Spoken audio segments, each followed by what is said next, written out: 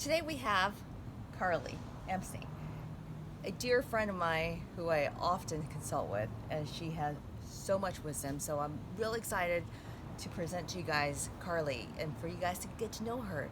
So, Carly, I have a few questions for you. Sure. So, for homeowner who are people pleasers, Oh, they have this pleasing disease that they feel like they may not be happy about it, but they're going to try to please the person who they're consulting with. sure. They're going to grin and bear it. Exactly. So, how would you advise them to manage those situations? Well, honestly, I love that. People, pleasing disease. I'm going to credit you with that, Grace. That actually goes way beyond homeowning or home project situations, home remodeling situations. This is a personal situation that we all have to differing degrees. And really, what it comes down to is we're afraid that someone is going to be angry with us, or we're afraid that someone's going to think we're being too demanding or too difficult or too fill in the blank, whatever it is. And so we subvert what we really want and what we're really feeling in order to kind of keep things copacetic on the surface with the other person or the situation. But really, many times this will come out in other ways. Where if you're walking by if you're in a room where it hasn't been designed, the way you really wanted it because you didn't speak up, then it's going to fester and manifest in other ways. And then even though you have this new remodel that's been completed, if there's something that you haven't communicated because you were afraid of being seen in a certain way, then you may end up having some very unpleasant experiences and exchanges with your loved ones, all because you didn't speak up. So this is actually a life skill that goes beyond home remodels. That is so true. In fact, we had part of our early research, we talked to a homeowner. At surface, initially, when we discussed about her project, she was like nodding her head. It was fun. It was great. And then her voice cracked, and then the body's posture started changing. Where she started, she had a pillow. She brought it over her chest and started. Wow. And apparently it was very emotional.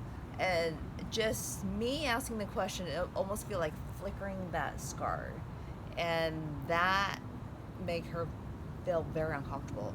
And next you see her face start turning, and her face turning red, and her voice become angry. And unfortunately, she never had the closure.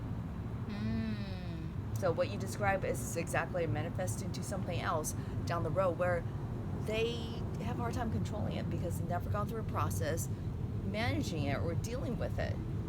And then when it surfaces down the road, it becomes still very raw. Yeah. But I give you a lot of credit for picking up on those things, because that's what's called emotional intelligence, where you really picked up that something wasn't right in terms of her body language, in terms of her voice, and that's how it happened in that particular situation. Right. There are other people that will be very grateful that you've given them an avenue to express themselves. You've opened the door, and so that maybe they'll feel like they won't feel as uncomfortable with speaking up. Right. And you're absolutely right.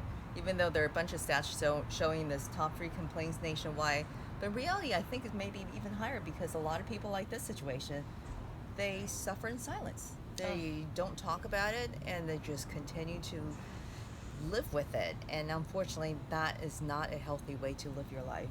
And I just remember that then she continued on to her story about every time she walked in the bathroom, she sees the tile and just angers her, even though maybe a fraction of few minutes, but still it really eats her up. Oh, I'm actually going to go a little bit deeper with that. When you said suffer in silence, it's like, yes, suffer in silence verbally, but this is the kind of thing, I know this might sound California woo-woo, but I truly believe that this is the kind of thing that ends up speaking volumes in other ways. Whether it's snapping at your kids or your partner, or it's thinking to yourself every single time you see that particular tile, why didn't I speak up? And starts the negative self-talk. or it can manifest medically. Like people, I really believe that that a lot of disease and illness comes from us keeping these negative emotions bottled inside. So it's such a big topic. I'll love to dig in with you more. But thank you so much, Carly. I know you are super busy, and we look forward to continue to have another conversation soon. Thank you, Grace. Always a pleasure. Thank you. Bye, everyone. We look forward to seeing you next episode. Talk to you soon. Take care.